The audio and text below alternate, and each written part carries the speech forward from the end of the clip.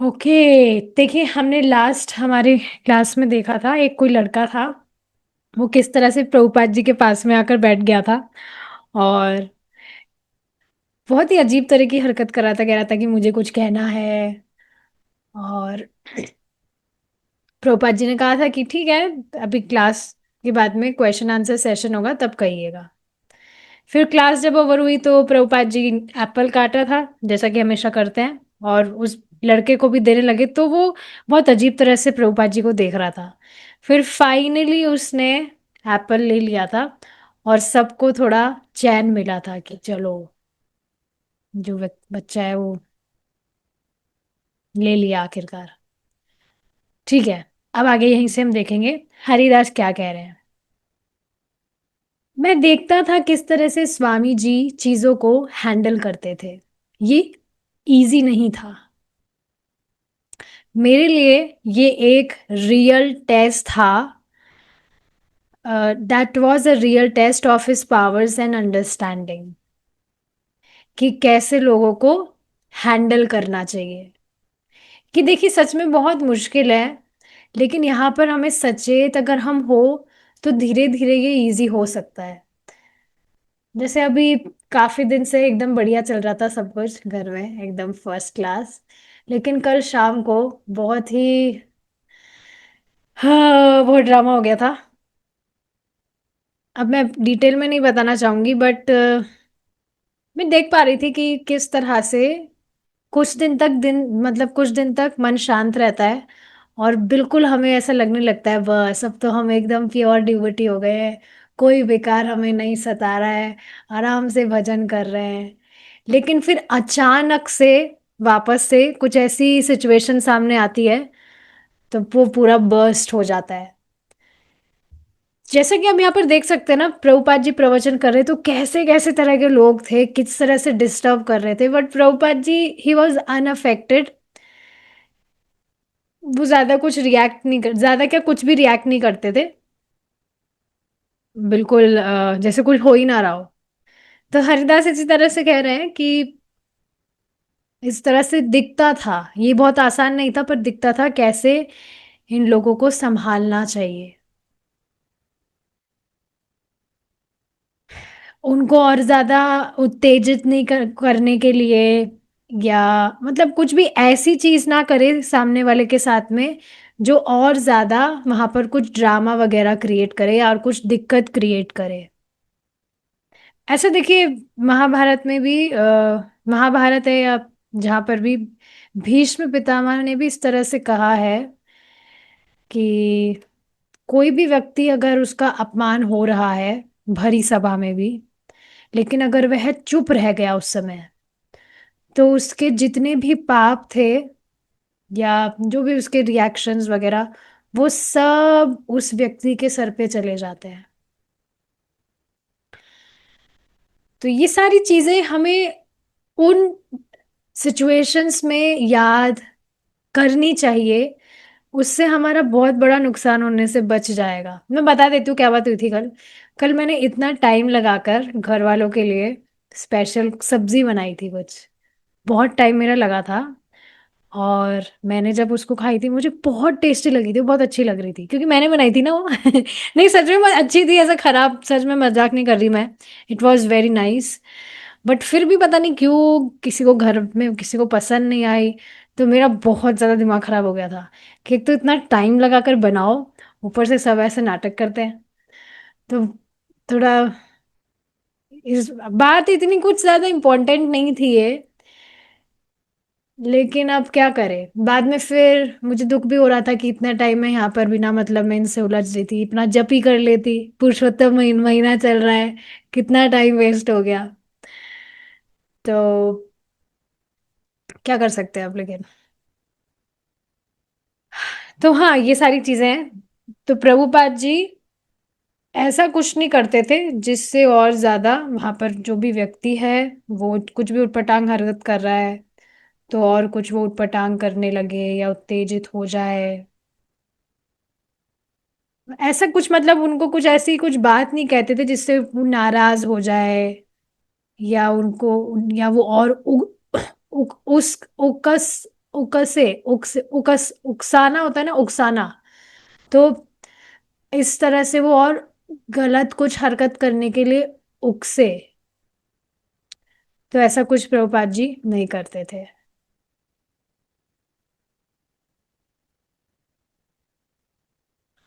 और इस तरह से प्रभुपाद जी मतलब रिएक्ट नहीं करते थे जिससे उनकी जो एनर्जी थी वो चेंज हो जाती थी, और उनको खुद को भी ये मालूम लगने से पहले कि वो शांत हो गए। जैसे कि अभी बच्चा था, किस तरह से वो बिहेव कर रहा था, लेकिन प्रभुपाद जी अपना जो डेली करते थे, एप्पल काट के उसको दिए, और फिर बाद में उसने वो ले लिया।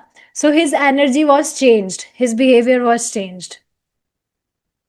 जिस तरह से हम एक जो शिशु है, बच्चा होता है वो, बिल्कुल जो बच्चे की गोद में होता है, चलना भी नहीं जानता है, तो जब वो रोता है तो उसकी पीठ अपन थपथपाते हैं, ऐसे बच्चा जो होता है उसकी पीठ थपथपाते हैं, ताकि फिर वो रोना बंद कर देता है।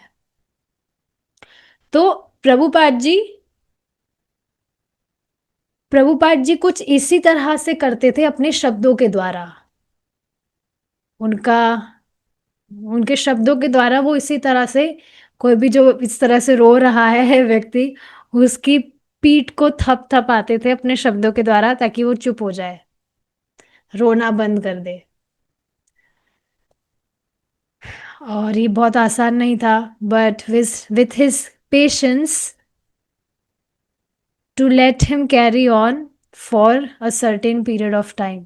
सामने वाला व्यक्ति उस पर्टिकुलर टाइम पर जो भी हरकत कर रहा है उसको वो बस करने देते थे, उस पर कुछ रिएक्ट नहीं करते थे, पेशेंस रखते थे, बैठे रहते थे जैसे कुछ हो ही नहीं रहा है। इस तरह से प्रभुपाद जी रिएक्ट करते थे। रिएक्ट मतलब इस तरह से बैठे रहते थे कि जैसे सामने कुछ हो ही नहीं रहा है, सामने वाला जो भी कर रहा है वो बस करते रहे।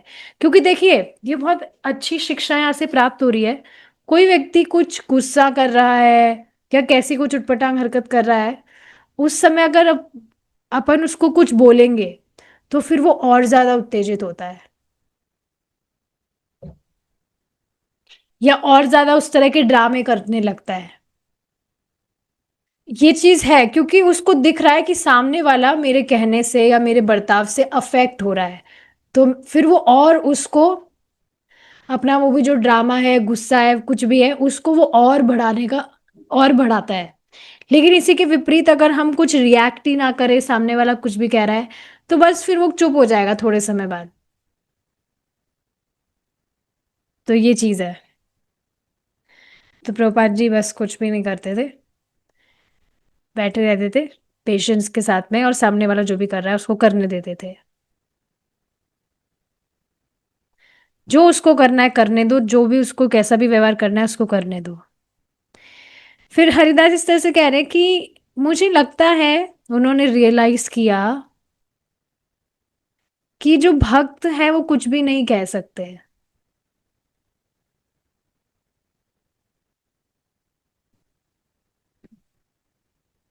मतलब भक्तों का तो इस तरह से व्यवहार नहीं होता था।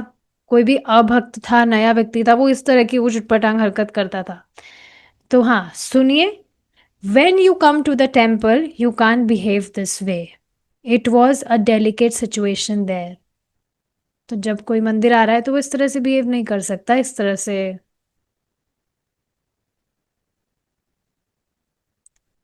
कहा जाता है, ठीक है।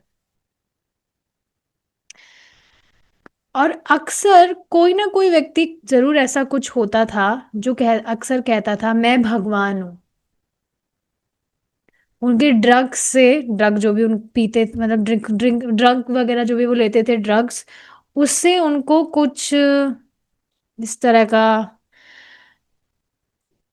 कुछ दिखता था, या दिखना मतलब अब जो व्यक्ति नशे में है वो, उसको सुध बुध नहीं होती है कि वो क्या है कौन है। तो कई बार होता है, और यहाँ ऐसा होता ही है, कोई भी व्यक्ति अगर ड्रिंक करके इस तरह से घूम रहा है और कुछ आप भगवान के विषय में कुछ बात उससे करे, तो वो यही बोलेगा मैं भगवान हूँ। नॉर्मल में वो ऐसा कभी नहीं बोलेगा, लेकिन ना ड्रिंक करने के बाद में बोल देते हैं लोग ऐसा, उनको पता नहीं है कि वो बोल क्या रहे हैं पर बोल देते हैं ऐसा। तो कई बार इस तरह से लोग कह देते हैं मैं भगवान हूँ। और इस तरह से बीच में ही ऐसे नशे में धुत होकर कुछ इस तरह से बोलना, इसके पीछे का कारण क्या था कि वो खुद को स्पॉटलाइट पर लाना चाहते थे।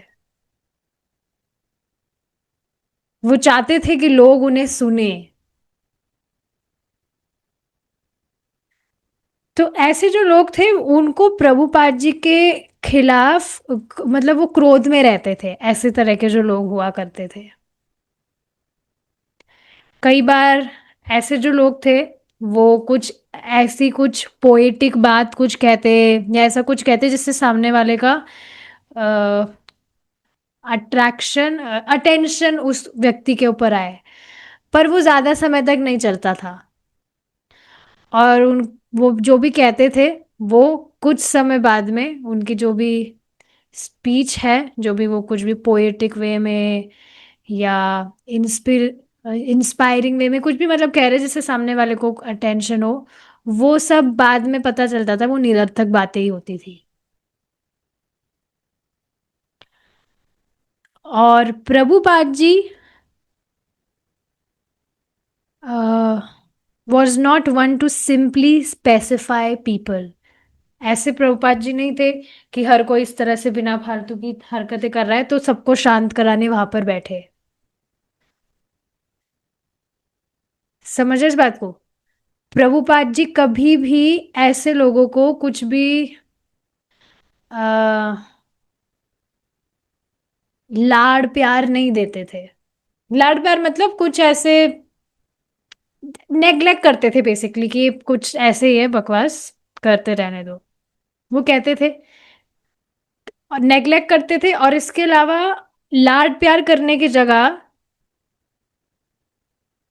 उसके अगेंस्ट उसका खंडन करते कि तुम कहना क्या चाहते हो, तुम भगवान हो? अगर तुम भगवान हो तो फिर तो तुम सब कुछ जानते होंगे,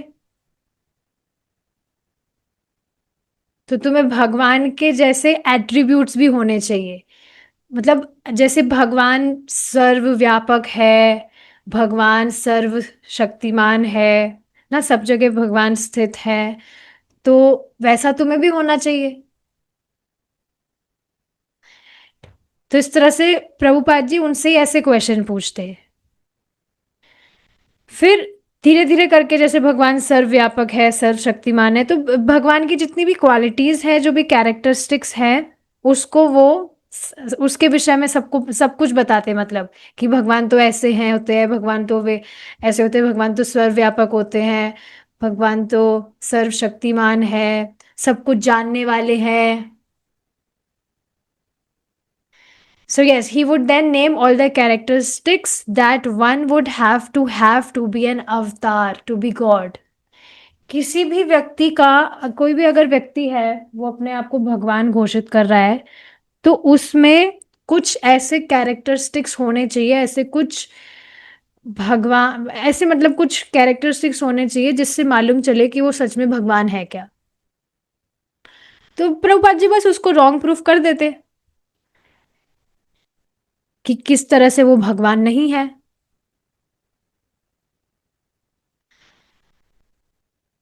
तो भगवान प्रभुपाद जी के पास तो सब कुछ नॉलेज हुआ करता था, तो इस वजह से वो उनका खंडन कर पाते थे। उनको इस तरह से वो बताते कि अगर तुम भगवान होते तो क्या तुम ये कर सकते हो, क्या तुम्हारे पास में शक्ति है ऐसा कुछ करने की।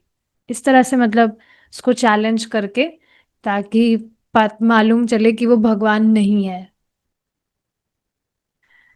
सो जैसे आप देखेंगे ना कृष्णा बुक में हम लीलाएं पढ़ेंगे तो उसमें भगवान ने कैसी कैसी लीलाएं की है।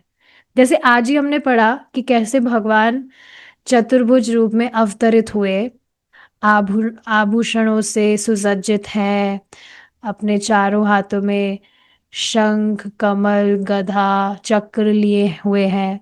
लेकिन क्या कोई भी सामान्य बच्चा जब इस तरह से यहाँ जन्म लेता है इस जगत में, तो वो क्या कभी भी किसी भी बच्चे को देखा है कि वो आभूषणों से सुसज्जित है?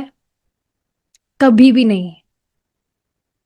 तो ऐसे तो सिर्फ भगवान ही हो सकते हैं। तो एक ये चीज आ गई कि क्या तुम इस तरह से पैदा हुए थे, तुम अपने आप को भगवान कह रहे हो। या किस जो भी भगवान ने लीलाएं की है, तो क्या तुम इस तरह से कर सकते हो? क्या तुम अपने मुंह में पूरी अग्नि को पी सकते हो? जंगल में जो आग लग गई थी, तुम इस तरह से अग्नि को पी सकते हो क्या अपने मुख से? या अपने अपने मुख में तुम ब्रह्मांड दिखा सकते हो पूरा? So like that. तो इस तरह से प्रभुपाद जी इस बात को खारिज कर देते कि कैसे वो भगवान नहीं, अगर तुम भगवान हो तो क्या तुम ऐसा कर सकते हो, वैसा कर सकते हो, इस तरह से कहकर। और कुछ बार जैसे ना भगवान ने एक छोटी सी उंगली पर पर्वत उठा दिया, ऑन पिंकी फिंगर, तुम क्या एक अपना गिटार भी उठा सकते हो? नहीं हो सकता ऐसा। सो यस, कुछ कुछ बार जो लोग थे वो इसको एक चैलेंज की तरह लेते हैं, और प्रभुपाद जी से वाक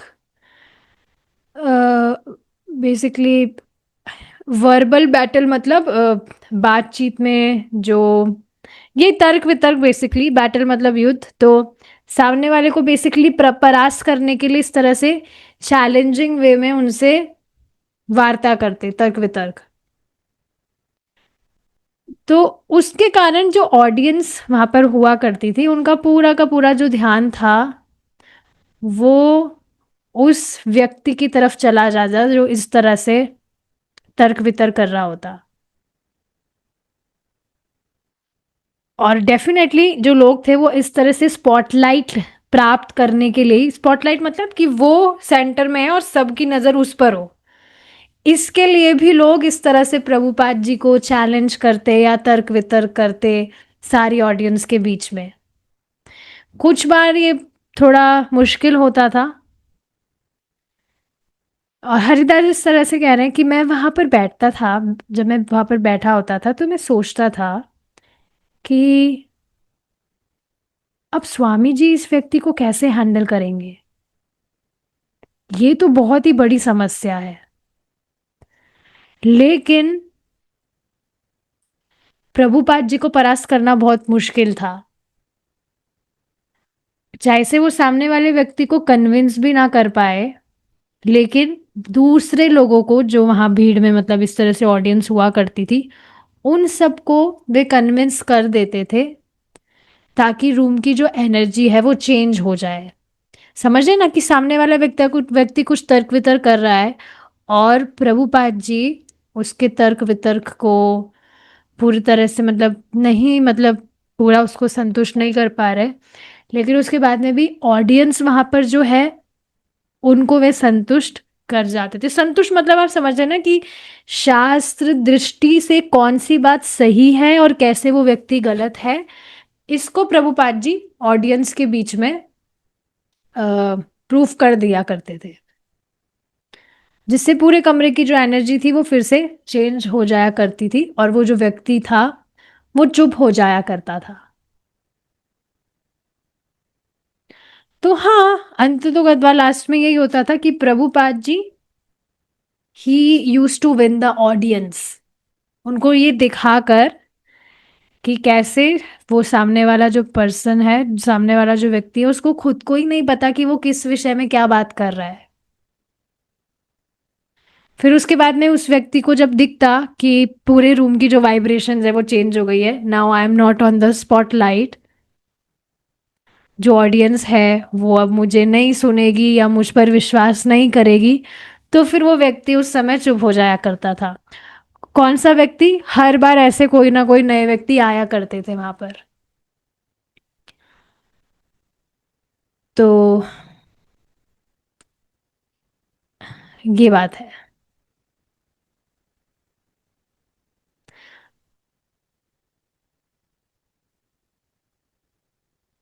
तो प्रभुपाद जी किसी व्यक्ति को हटाने की जगह ऑडियंस को हटा दिया करते थे। अब इसका मतलब क्या हुआ, देखते हैं।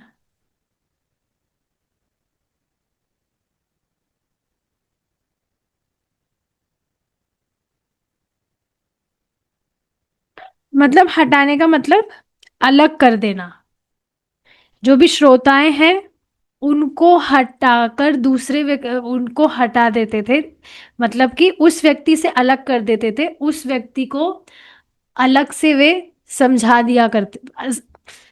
क्या कह रही हूँ मैं, जैसे ऑडियंस है, अभी हमने समझा ना, ऑडियंस सामने बैठी है और वो जो व्यक्ति है वो जो भी बात तर्क वितर्क कर रहा है, तो उसका प्रभुपाद जी ऑडियंस के बीच में ही साबित कर दिया करते थे कि वो जो व्यक्ति है उसको खुद को नहीं पता वो क्या बोल रहा है, गलत है वो व्यक्ति। तो इस तरह से उस व्यक्ति को ना हटाकर ऑडियंस का ही जो ध्यान है वे वापस से अपने प्रवचन पे ले आया करते थे, और सही तरह से, मतलब।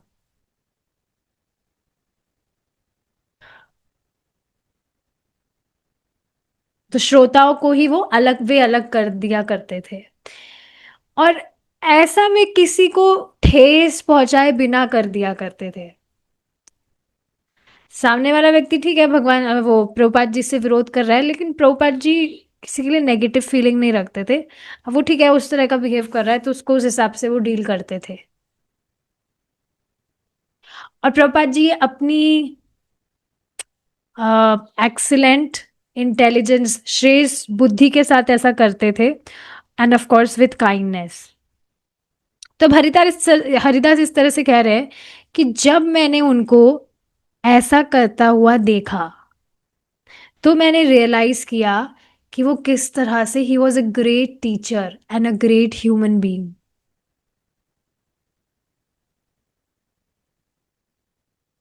सो ही वॉज सेंसिटिव कि किसी भी व्यक्ति को इमोशनली या फिजिकली वो ठेस ना पहुंचाए। कई बार देखिए होता है कि किसी से लड़ाई झगड़ा हाथापाई नहीं हो रही है, पर मुंह से भी अगर हम कुछ उसको कुछ बोल देते हैं तो इमोशनली तो वो व्यक्ति इंजर हो जाता है, उसको ठेस पहुंच जाती है, हो ही जाता है ऐसा। But Prabhupada was very sensitive here कि वो किसी को भी किसी भी तरह से इंजर ना करे, ठेस ना पहुंचाए, ताकि वो जो व्यक्ति है वो बाद में जब चुपचाप नीचे बैठ जाए, जो इस तरह से खड़ा होकर तर्क वितर्क कर रहा था, वो वापस से उसको मतलब वापस से वो वैसा ना करे।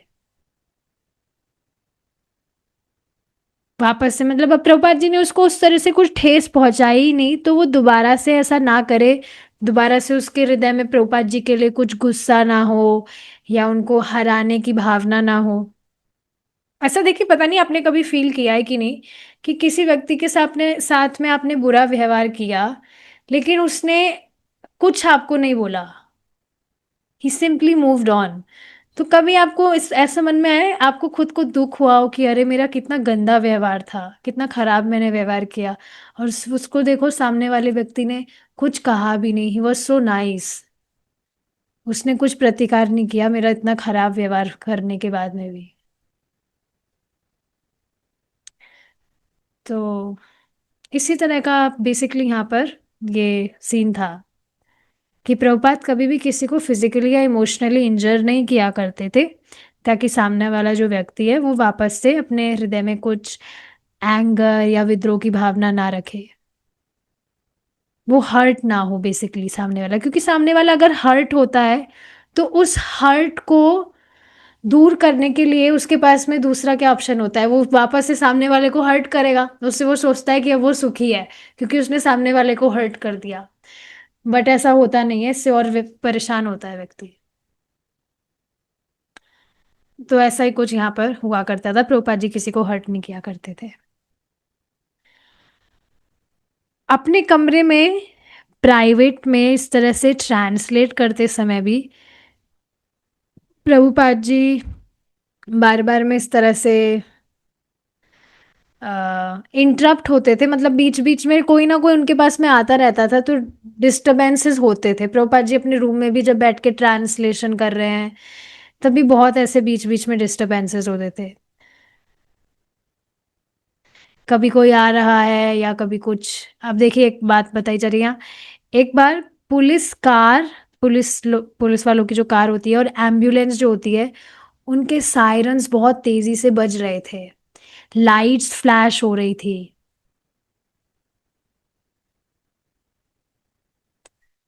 और उनकी अगली वाली बिल्डिंग में ही, पास की बिल्डिंग में ही बहुत जोर से वहां पे कुछ लड़ाई हो रही थी।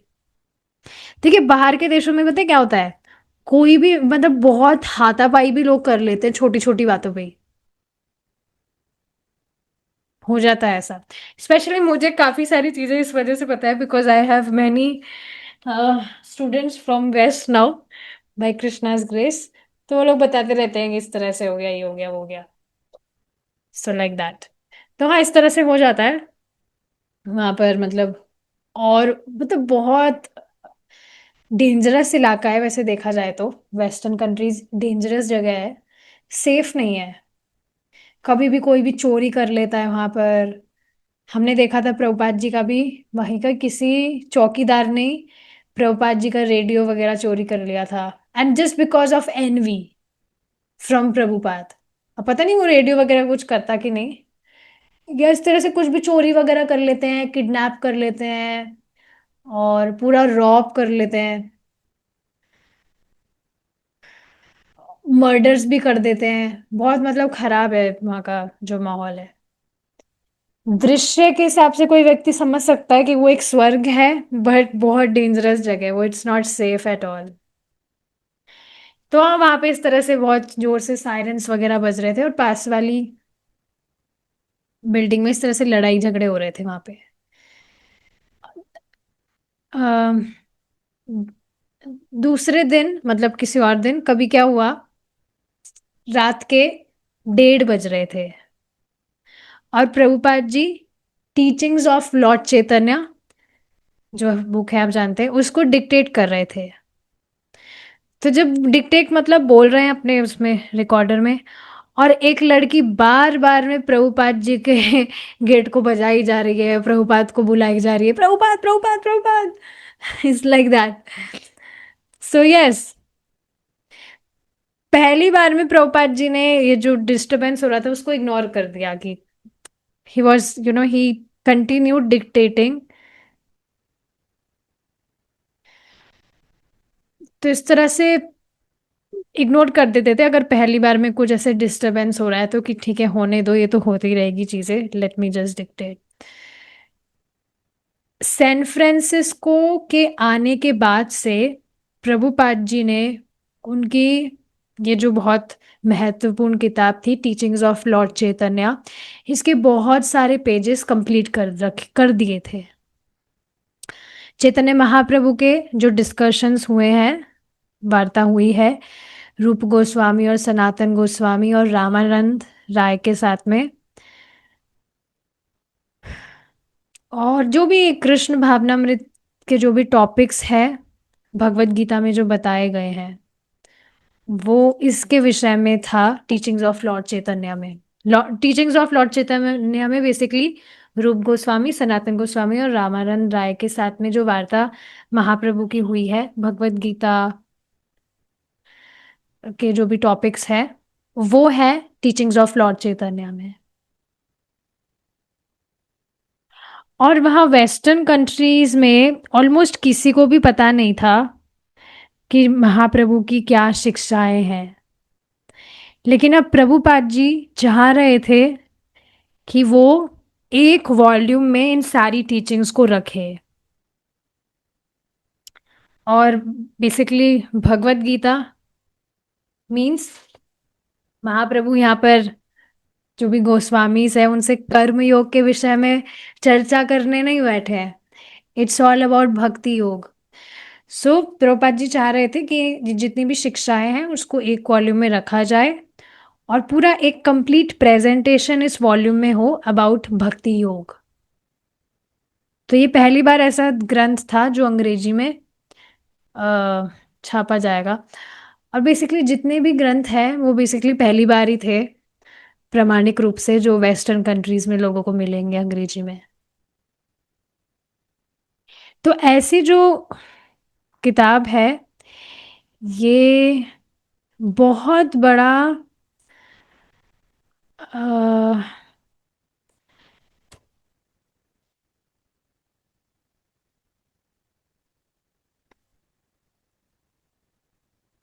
बेसिकली बहुत बल देगा ये कृष्णा कॉन्शियसनेस मूवमेंट को।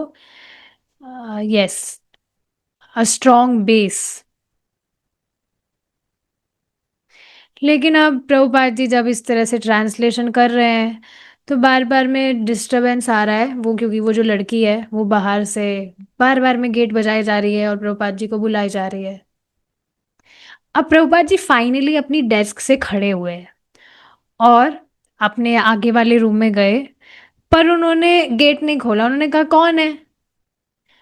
तो वो लड़की बोली मैं आपसे बात करना चाहती हूँ। तो प्रभुपाद ने कहा ठीक है, कल सुबह आना। ये कौन सा टाइम है भैया आने का, और रात के 1:30 आप देख रहे हैं। कभी भी, मतलब ठीक है प्रभुपाद जी से कोई भी मिल सकता है तो इसका मतलब है कभी भी आ जाओ। रात के 1:30 कौन सा टाइम होता है भाई? किसी के घर पे जाने की बात छोड़िए आप, किसी को हम रात को इतना लेट कॉल करने के लिए भी सोचते हैं कि भाई रात हो गई, अब इतनी रात को कॉल करना ठीक हो गया क्या, होगा क्या, सो गए होंगे या ऐसा कुछ। बट आप यहाँ देख रहे हैं कभी भी कोई भी आ जा रहा है। तो प्रभुपाद जी जानते थे कि सैन फ्रांसिस्को में जैसा न्यूयॉर्क में हुआ, तो हमेशा न्यूयॉर्क में जिस तरह से प्रभुपाद जी बहुत आराम से बैठकर लिखते थे, ट्रांसलेट करते थे, सैन फ्रांसिस्को में वो हमेशा यहाँ पर नहीं कर सकते थे। तो सॉरी, न्यूयॉर्क में भी शांति से नहीं हो रहा था। मतलब न्यूयॉर्क की तरह ही सैन फ्रांसिस्को में भी प्रभुपाद जी कभी भी इस तरह से शांति से बैठकर लिखना और ट्रांसलेट करना नहीं कर सकते थे जैसा भी वृंदावन में कर रहे थे। क्योंकि यहाँ अमेरिका में प्रीचिंग करने का मतलब है बहुत ज्यादा टॉलरेट करना, कुछ भी यहाँ पर हो सकता है।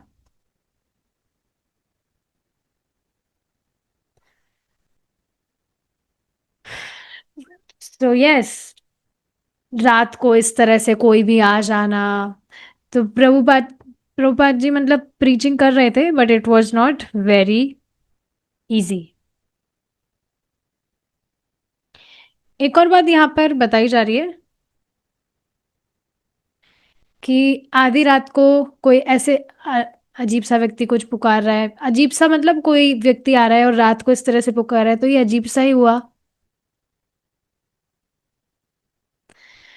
उसके कारण प्रभुपाद जी जो एब्जॉर्ब थे अपने डिक्टेशन में, उस एब्जॉर्प्शन को ये जो डिस्टरबेंस था उसने भंग कर दिया।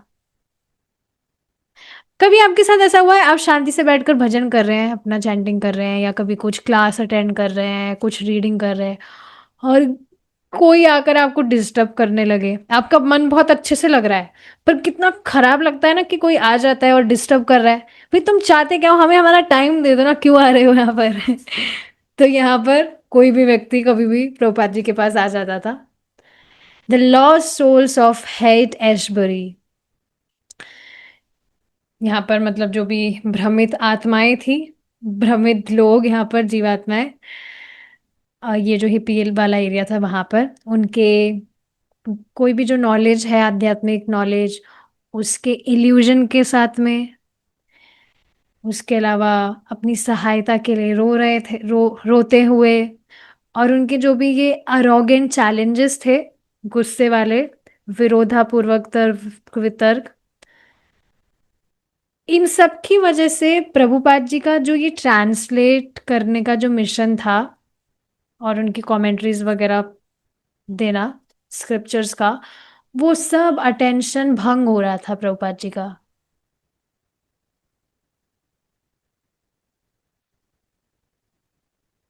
अब अपने अपार्टमेंट में अकेले होकर प्रभुपाद जी अपने, मतलब गेट बंद था, और बंद गेट में ही प्रभुपाद जी इस तरह से कह रहे हैं कि उनको कुछ काम करना है तो वो अभी यहाँ से जा सकती है।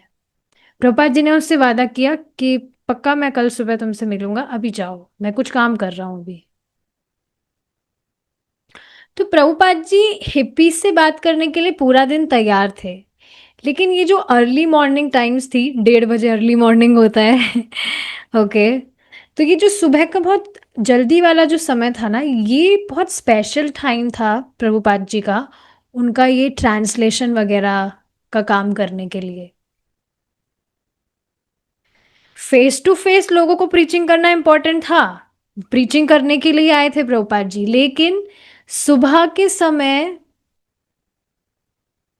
उन्होंने ये सुबह का समय स्पेसिफिकली चूज किया है जिसमें वे इंटीमेटली पूरे विश्व से बात करेंगे अपने किताबों के द्वारा, बिना किसी डिस्टरबेंस के। समझ है ना, मतलब ये डिक्टेटिंग, ट्रांसलेटिंग का जो वर्क है वो प्रभुपाद जी इस समय करेंगे, और बिना किसी डिस्टरबेंस के।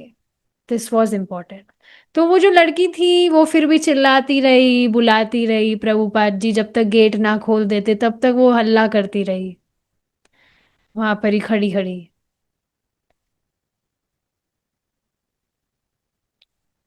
तो उसने वहां पर एक हिप्पी को देखा। अब कोई मतलब हिप्पी था वहां पर, एंड ही वॉज टीनेज, मतलब वहां पर ही कॉलोनी में वो मतलब एक यंग सा कुछ हिप्पी था, उसने उसको देखा जो थोड़ा परेशान लग रहा था। उसका चेहरा भी जो था वो बहुत ही ज्यादा अजीब सा लग रहा था, मतलब जैसे कुछ हो गया उसके साथ। तो उसने उससे पूछा, उस व्यक्ति ने, उस हिप्पी ने उस लड़की से कि वो क्या चाहती है, लेकिन वो बेचारी टेंशन में थी और चुप रही वो। फिर उसने फिर उसने कहा बोलो, क्या हुआ बोलो ना। वो व्यक्ति था, वो जो हिप्पी, उसने उसको कहा क्या हुआ बोलो, बोल क्यों नहीं रही हो। तो उसे देखकर लग रहा था कि वो जो लड़की थी वो बेचारी हेल्पलेस थी। वो हिप्पी के कमरे में चली गई, और वहां पर जाने के बाद में उसने अपने आप को असहाय पाया।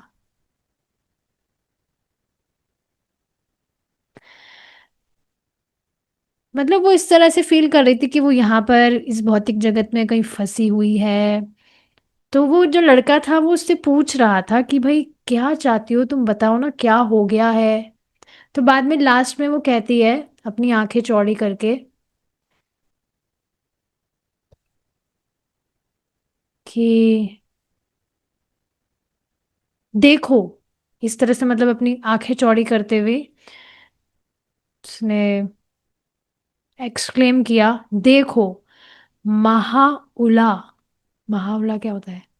एनीवेज, तो प्रभुपाद ने फिर डिसाइड किया मुकुंद को उठाने का, जो नीचे ही रहता, मुकुंद नीचे ही रहते थे।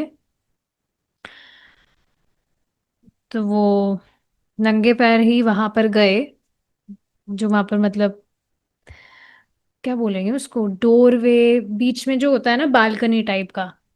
हॉलवे मतलब होता है जो हॉल में की तरफ जो रास्ता जा रहा है। तो वो इस तरह से नंगे पैर जा रहे थे, और जो लड़की थी वो उनको फॉलो कर रही थी।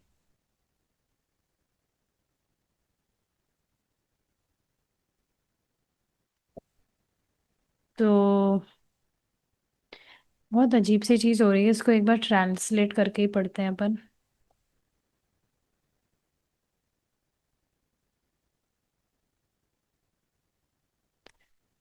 देखिए, प्रभुपाद ने मुकुंद को जगाने का निश्चय किया, जो उसी हॉल में रहते थे। वे नंगे पैर गलियारे में चले गए। लड़की उनके पीछे आई और स्वतः बंद होने वाला दरवाजा बंद कर दिया। अपने आप जो बंद होता है दरवाजा, उसको उसने बंद कर दिया। अब मतलब समझ रहे ना, कई बार ऐसा होता है किसी होटल वगैरह में आप गए हो तो गेट अगर अंदर से बंद हो गया, मतलब आप बाहर हैं और गेट बंद हो गया, तो अब उस गेट को आप खोल नहीं सकते। तो उस लड़की ने क्या है, वो गेट बंद कर दिया था प्रभुपाद जी का। और अब प्रभुपाद जी अपार्टमेंट से बाहर बंद हो गए थे। तो सुबह के 1 बज रहे थे उस समय, 1 डेढ़, और बंद दरवाजे वाले गलियारे के सुनसान और अस्वाभाविक वातावरण में वह लड़की जो थी वो प्रभुपाद जी को चैलेंजिंग वे में देख रही थी।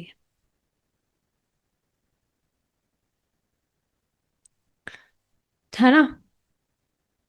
तो यही कारण था कि वृंदावन के बाबा अपने छोटे घरों में पवित्र नाम का जप करते हुए रहते थे, ताकि अधार्मिक लोगों से वे परेशान ना हो। तो ये बहुत इंटरेस्टिंग था। देखिए, ये भी एक कारण है कि जो डिवोटीज है वो अपनी लाइफ को सिंप्लीफाइड रखते हैं, ताकि कुछ परेशानी ना हो, कि कुछ खो जाने का डर हो, ये सब चीजें ना हो, इससे सब फ्री रहे। लेकिन हाँ, यहाँ प्रभुपाद जी सैन फ्रांसिस्को में थे, तो मतलब बाबा जी जो हैं, वृंदावन वाले जो भी रहे, उन्होंने कभी नहीं सोचा था कि यहाँ सैन फ्रांसिस्को में ये जो भी बिना फालतू की हरकतें होती है उसके विषय में कभी भी नहीं सोचा था, जो यहाँ पर हो रहा था प्रभुपाद जी के साथ। ठीक है, अभी भी चैप्टर थोड़ा बड़ा ही है, इसको कल कंटिन्यू करेंगे अपन। टाइम हो गया अपना, ज़्यादा ही हो गया है। Will stop here. शिला प्रभुपाद की जय। हरे कृष्णा।